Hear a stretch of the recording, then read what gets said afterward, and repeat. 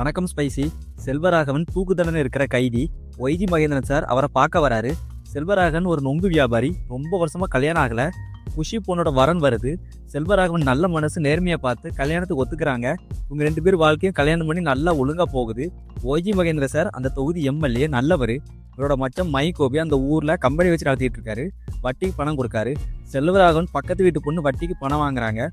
ஒரு நாள் திடீர்னு தூக்கு மாட்டி இறந்து போயிடுறாங்க. அந்த ஊர்ல லைட் வசதி ரோடு வசதி ஒழுங்கா இல்ல. இதனால செல்வராகவனை மாமான்னு பாசமா சொல்ற பொண்ணு பாம்பு கடித்து இறந்து போகிறா. ஒரு பெரியவர் எம்எல்ஏ கிட்ட லைட் பிரச்சனை பத்தி பேசி ரோடு போட சொல்லி கேட்குறாரு. ஒய்ஜி சார் மைம் கோபி கிட்ட பொறுப்பு கொடுக்காரு. மைம் கோபி தான் படத்தோட வில்லன். அவருக்கும் செல்வராகவனுக்கும் பிரச்சனை வருது.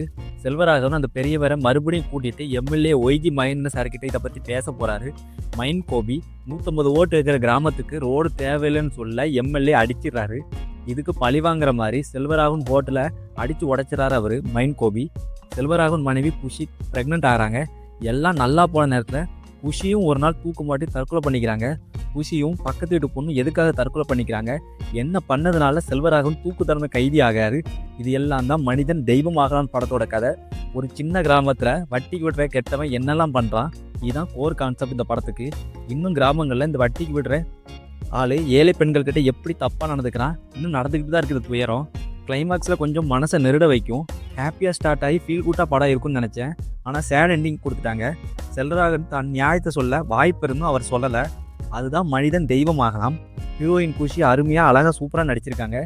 செல்வராகவன் சார் ஒரு ஜீனியஸ். அவரை என்ன சொல்லன்னு தெரியல, சட்டில் ஒரு ஆக்ட் பண்ணியிருக்காரு.